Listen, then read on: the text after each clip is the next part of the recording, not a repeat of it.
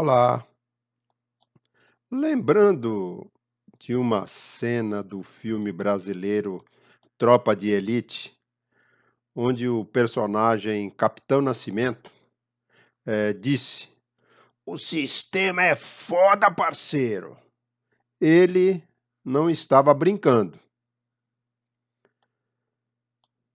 O sistema, além de, como ele disse, foda, é como comparativamente com o presidente atual, implacavelmente cruel e insensível.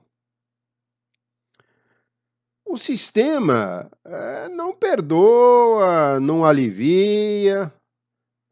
Para ele não há crise econômica, política, epidemia ou tempo ruim. Com sol, chuva, frio, calor ou não, lá estará a engrenagem destruindo o presente e o futuro do país, como tão bem já destruiu o passado. Para quem da minha geração, ou da de vocês também, acreditou nos nossos pais, nos nossos avós, que diziam: o Brasil é o país do futuro. Caso não varrermos Lula e Bolsonaro em 2022, estaremos jogando uma pá de cal na cova chamada Brasil. Eh, os poderes executivo, legislativo e judiciário, mas com a cumplicidade de agentes privados criminosos, todos unidos, né, formam o sistema que domina a nossa nação.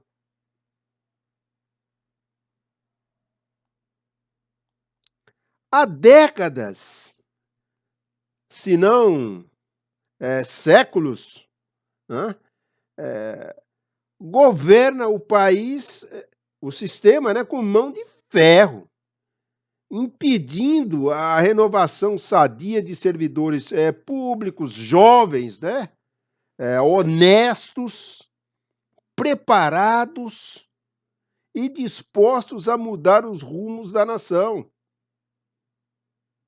Esses jovens são impedidos, tanto é que muitos desses jovens até vão para o exterior e lá ficam, que são mais aproveitados com os conhecimentos que adquiriram. A cada eleição, o sistema se protege, se fecha ainda mais e se perpetua. Este é o esquema maldito. Percebem? E nós, os escravos, ingênuos, não preocupados em pesquisar ou estudar a fundo os nossos candidatos, é que pagamos e mantemos este sistema. Assim sendo, não podemos continuar mentindo para os nossos filhos, netos, bisnetos, dizendo-lhes o que nós já ouvimos anteriormente. O Brasil é o país do futuro.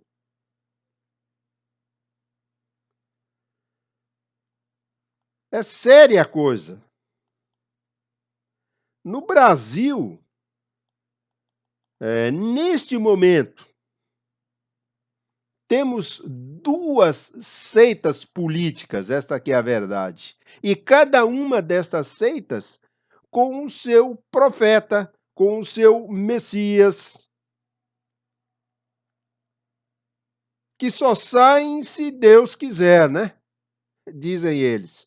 E ambos, tanto o Lula quanto o Bolsonaro, antes de jogar a favor da nação, jogam a favor de si mesmos. Só não enxerga esta situação, esse comportamento, quem não quer ver. Só o adorador. O que recebe as informações via rede social e não pensam, né? Da mesma forma que na lei da física, os opostos, né, se atraem. Os extremos se tocam no espectro político. Analisando assim, profundamente, o tabuleiro político, do Brasil, você vê que o Bolsonaro é peça integrante do sistema. Quem de nós, sabe mesmo ao fundo, né, o submundo político do poder, onde tudo é possível e macabro, né? Talvez, se reúnem lá esses adversários e tal, "Nós vamos, agora vai ser a sua vez e tal, e vamos que vamos". Então, desses 2 profetas aí, ou Messias, ou o adjetivo que eles, venham a colocar mais, o senhor Lula, então sonha, né, acordado, em querer voltar ao Planalto, esquecendo-se que, na economia, em termos de economia nacional, ele representa, né, como um coveiro que abriu a vala para nos enterrar nesta crise econômica que nós vivenciamos atualmente. E que o atual, que entrou naquela promessa de que estaria modificando isso aí, não modificou nada, a crise continua aí, até pior. Só uma coisa foi mais destrutiva para o país do que a corrupção institucionalizada pelo PT do seu Lula. O governo da Dilma, que gastou milhões, milhões não, milhões é fichinha, né? Gastou bilhões do nosso dinheiro com subsídios, desonerações tributárias e novos passivos que foram criados para o país, né?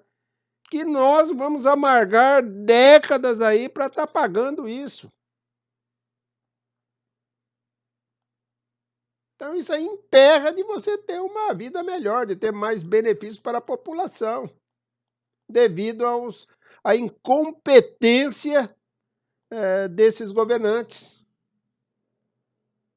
Então, se o Lula quer voltar, mas se esquece que na política também representa a incapacidade de reconhecer qualquer erro que eles cometeram no passado ou cometem atualmente. Os caras não dão a mão à palmatória, esquece isso daí. Não fazem ou nunca fizeram a menor das autocríticas em relação à sua forma de governar o país. Então, o PT é o partido da fraude fiscal e do uso sistêmico da corrupção como um instrumento de sabotagem da democracia. Se diz um democrata, mas com esses métodos aí o cara vai solapando e usufruindo das benesses do sistema. Então, todos nós, brasileiros e brasileiras, ainda vivemos os efeitos nefastos do desastre econômico e do discurso de ódio, insuflado durante anos por quem não aceita ou aceitou as regras do jogo democrático. O atual também, insufla esse ódio, continua isto. Para o PT, a democracia é quando o PT vence, não importa como, né. E golpe é quando o PT perde, mesmo se respeitada todas as regras. Quando foi tirada a dona Dilma lá, disseram: "É golpe, é golpe, é golpe". É isso que a nível de política que nós temos, né, man. Então, um reflexo dessa postura é expresso, não somente pela incapacidade de condenar algumas coisas. Por exemplo, quando era governo ou mesmo atual, você nunca viu eles condenar a ditadura brutal, que ocorre na Venezuela e Cuba, até esse momento. Como também, nas tentativas de deslegitimação das instituições também, né, e na ventilação de propostas, como nova constituinte e regulação da mídia, que eles tantos falaram. O PT tem essa ideia de ter uma nova constituinte para mudar e colocar algumas coisas que permitam a continuidade deles no poder. Então, desde a fundação do PT, o partido vende ao povo brasileiro, ainda vende, né, a mais calhorda das mentiras, o monopólio da verdade. Acho que é a verdade da mentira, né, não da verdade. Se há governo, o PT é contra. Tá lá. Mas se alguém é contra o governo do PT, ele é taxado de golpista, como já dissemos. Então, o PT, a gente relembrando aqui, votou contra a Constituição Federal de 1988, a que vigora hoje, é símbolo que marca a redemocratização. São contra, votaram contra. E se usufruem dos benefícios dela. Foi contra todos os planos econômicos que tentaram acabar com a hiperinflação, incluindo o Plano Real. E quando o Real elegeu um presidente tucano, do qual eles se aproveitaram das vantagens financeiras que ficaram, né? Após a saída desse tucano, desde o primeiro dia o PT gritou: fora a FHC, fora a FHC. E esse FHC aí também, até ultimamente, ou nas anteriores, já tocou elogios nesse quatro dedos aí. Então você vê que o sistema realmente é o que eu disse o Capitão Nascimento, o sistema é foda, é cruel. Né? No submundo aí, os caras estão tramando. Então, e Bolsonaro, ele sonha em ser reeleito. A continuidade aqui quer ser o novo faraó. Inclusive ficar o clã Bolsonaro. Então ele quer ser reeleito. A principal crítica é referente ao enfrentamento da pandemia de Covid-19. Esse não tem jeito de não se falar, mesmo porque hoje nós temos quase 600 mil mortes causadas pela doença. Houveram falhas, medidas atrasadas, não previstas, não projetadas, houve negacionismo. Então, isso é uma marca indelével que está nesse governo. Aliado a isso, também a falta de cuidados com a educação e a segurança. Quem ouviu aí ultimamente, não sei, no início lá, por exemplo, na Ministério da Educação, que entrou aquele doido Walter lá, que só tem comunismo dentro das faculdades, não sei aonde, e é tudo imbecilizado. Realmente tem lá os seus imbecis, né, mas também não é tanto assim, né. Então, foi a única coisa que apareceu assim, mas nada de efetivo, de mudanças, né, de uma educação, realmente positiva para a nação. Você não vê hoje, você sabe aí, quem é o ministro aí? Colocou lá um pastor também aí do o cara sumiu, não existe. E segurança? Ensaiamos aí com o tal do Moro aí, mas foi enxotado, né, esquecido. Foi debulhado até que o cara se encheu da paciência e pegou a sua malinha lá, o seu boné e área. Falou: "Mas vou ficar aqui no meio desses doidos não, pô". Quer dizer, é um cara que, foi demonizado aí também. Largou uma carreira de décadas como juiz aí e tal, e entrou nessa barca furada. Então, em todo o Brasil, hoje você vê, aqui na minha cidade mesmo, tá saindo aí para dar as caminhadas, então lá você vê placa de aluga-se ou de vende-se. Quer dizer, é a única ideologia que prospera e une um país fragmentado como o nosso. A economia está parada. A economia está parada. Paulo Guedes diz que está bombando, mas somente para grandes investidores. O dinheiro não circula entre os brasileiros tão facilmente. E se brasileiro que quiser crédito hoje, ele está ferrado. Já era ferrado antes e agora mais ferrado, porque a semana passada aumentou, a taxa de IOF e agora, ontem, né, aumentou aí a taxa de juro, Conselho Monetário Nacional, para 6,25 ao ano aí e tal.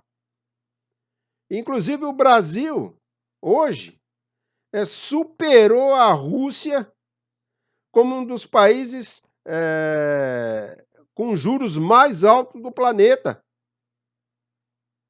Acho que é o segundo do mundo, a Rússia é o terceiro, o primeiro lá não me recordo agora de quem se trata. Então, os empresários, esperam, o resultado das bravatas do presidente, agora nem esperam mais, né?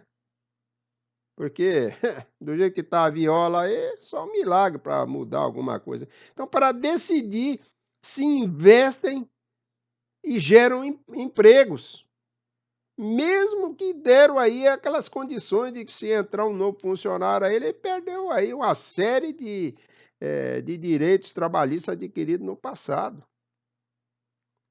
né. Ou esses empresários vendem as suas empresas por não mais acreditar no Brasil.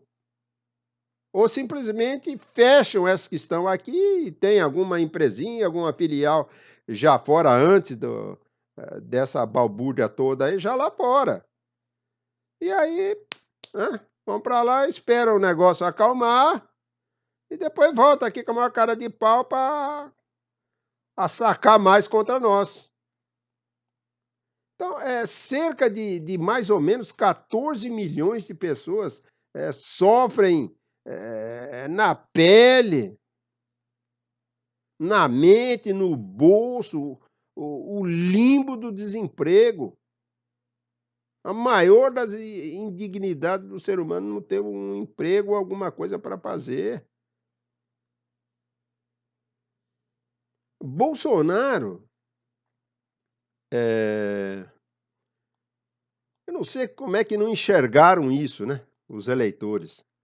Ele foi um deputado que simboliza o baixo, clero da velha política,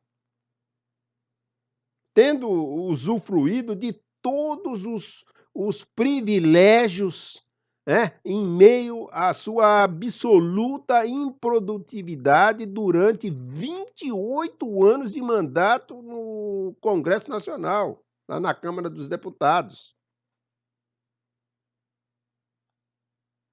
O senhor Bolsonaro, ele votou errado em todas as questões mais importantes para o país.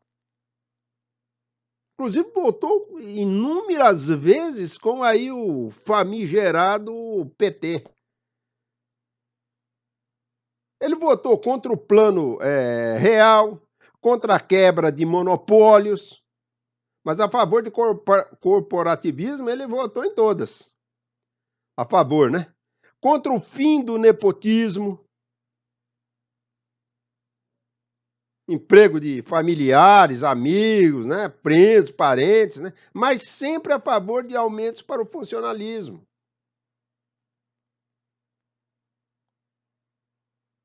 Em seu voto pelo afastamento da ex-presidente Dilma, a criatura do Nove Dedos, ele lá em plenário homenageou um notório torturador.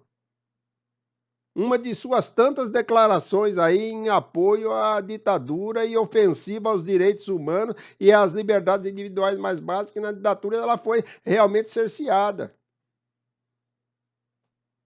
O cara apoiava tudo isso daí. Aí vem hoje em dia dizer que não, eu vou atacar quem é contra a democracia. Quero mais liberdade para o povo. Então é uma incoerência, uma hipocrisia. Na verdade, o cara não está nem aí se tem liberdade ou não tem. Vindo dele aí, tchau, tchau, quer é ficar no poder. Então, nesses quase 3 anos de presidência, só conseguiu se sobressair quando o desespero de 57 milhões de brasileiros fez com que esses eleitores buscassem uma saída a qualquer custo para o nosso problema agudo de representação política lá em 2018, porque também já estava no tampo. E aí jogaram o menino aí na cadeira do presidente lá em Brasília. Então, com promessas, a maioria não cumpridas, uma delas de nova política e tal, mas voltou ao que era no passado. Você é um cara que trabalhou tanto ano dentro do sistema, pô, o cara é peça do sistema, sabe mais ou menos como funciona, pelo menos tentar se dar uma lubrificada nas engrenagens desse sistema, né? Nem isso ele fez. Então é um homem com uma visão assim de mundo atrasada e tacanha. O cara não para pensar, fazer uma comparação, pô, realmente lá, vamos pegar isso, vamos, né, amoldar aqui, adaptar ao nível brasileiro. Não, o negócio dele é outro, o negócio é passear, viajar, propagar vírus, andar de moto, inaugurar ponte não sei aonde. Então, seus instintos confrontam o esforço civilizatório que é a democracia ocidental. Nela, todos são iguais, né, perante a lei, e cabe ao Estado que detém o monopólio da força, né, suas forças armadas, as polícias militares e todos os que tais aí, para proteger as minorias. Então, o governo atual ignora isto. Não tem muita coisa aí a favor da minoria, tipo indígenas, por exemplo. Então, o Brasil, da forma como eu vejo, votou em Bolsonaro geralmente por 2 motivos. Um era a raiva, pessoal puto da vida, contra o status quo na época, que realmente era invisível, né? Visível, né?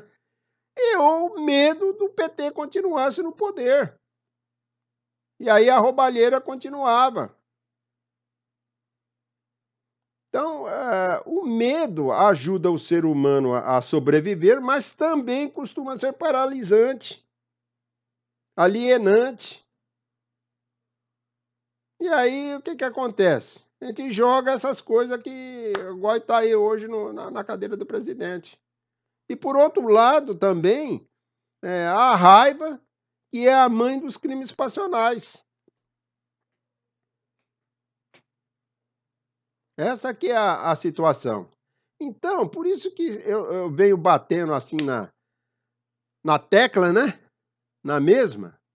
O cara fala: "Pô, mas o cara é contra o governo", não é contra o governo, contra a pessoa, é que a gente vê que qualquer um desses 2 ele vai aprofundar a polarização do país, jogando, brasileiro contra brasileiro, fascista contra comunista, maiorias contra as minorias, a bala do fuzil dele contra as facas, né, canivete. É isso que não pode aprofundar no Brasil. Antes era coxinha contra mortadela, né, hoje vem comunista contra o democrata, né, contra traidor. Isso é a conversa do menino aí que ele implantou, que incitou. Então, um ou outro, Lula ou Bolsonaro, por motivos diferentes, manterá a economia no mesmo impasse que nós estamos vivenciando hoje, né. Lula ou o outro poste que venha a ser fabricado por ele, que também ainda não está, oficialmente declarado que ele vai ser candidato a presidente, né. Ainda não falou assim abertamente que: "Não, eu sou o candidato e o partido já assinou embaixo, sou eu é que vou me candidatar", né. Ou se ele não puder, vai fabricar alguém, como fabricou Haddad, Dilma, mas aí nós já estamos sabendo que qualquer um que for, fabricado aí tem que ser também defenestrado, né. E aí, solto aí por brechas dentro da lei, ou até de outros que já estavam, que nós comentamos no início, né, de até funcionários públicos em cargos importantes e tal, de ter trabalhado até alimentado para, né, soltar o menino, tá. Então tá soltinho aí e falando que demonizando, que vai fazer reformas. Então as mesmas reformas que ele quer dizer aí, eh reforma tributária, reforma política, a previdenciária já foi, né, e mais outras reformas aí, isso aí já vem desde Pedro Álvares Cabral. No governo, no período que esse, nefasto partido, capitaneado aí pelo Quatro Dedos, esteve no poder, os caras não fizeram reforma nenhuma. O que fizeram é piorar a situação e nos jogar na situação que nós vivenciamos hoje. Aí vem o Bolsonaro, sequer acredita nas reformas que são necessárias também, que nós já dissemos aí, tributária, política principalmente. Você viu o Bolsonaro aí incitando, não, vamos aqui, tem que reformar o base governamental, meus líderes, eu quero vocês trabalhando na Câmara, que é para mudar isso daqui. A imunidade parlamentar. Você não viu nada disso que da reforma, o outro também vem falando que vai ser, teve lá e não fez. Esse entrou prometendo que faria, não fez. Entendeu? Aí foi lá na ONU lá falando que lá no BNDES que financiava, ditaduras, realmente andaram financiando aí, e acabei com tudo isso, mas na promessa ele disse que ia abrir a caixa preta do BNDES, tá? Cadê a abertura dessa caixa preta que eu não vi? Eu acho que mudaram a cor da caixa, né? Ao invés de ser preta e branca, invisível, sei lá, por isso que ele não abriu mesmo, né? Para saber esses contratos milionários, esses financiamentos que se diz, a gente Pelas evidências, a gente vê que foi para lá, entendeu? Mas vamos ver lá no preto, no branco, como é que foi, quais são as condições. Por que que o cara não entrou lá, não fez isso? Isso aí já morreu, já passou aí, tá terminando o governo e essa caixa preta aí, a gente vai ficar só na ilusão, né? Então, nisto, tanto o seu Lula e o seu Bolsonaro, que em tese, né? Em tese, são tão díspares, diferentes, aqui eles tornam-se muito parecidos, iguaizinhos, iguaizinhos, não tem diferença. Ambos são vítimas de suas contradições internas e seus governos seriam e são disfuncionais para o país. Significa atraso. Mas o Brasil, apesar desse quadro que eu pintei aqui, ele não precisa ser vítima deles, nem do Lula, nem do Bolsonaro, porque existem milhões de eleitores capazes de colocar uma nova pessoa no governo, na direção geral do país, que são os eleitores ponderados, racionais, que vamos decidir o nosso futuro. E mais aqueles que ficaram, dos 57 milhões que votaram, por exemplo, no Bolsonaro, decepcionados com a sua atuação. Vocês acham que todos aí vão, e mais alguns novos, vão engordar o quadro eleitoral do menino? Ou do seu quatro dedos também, que nos colocou nessa situação aí, mais sujo que galinheiro, né?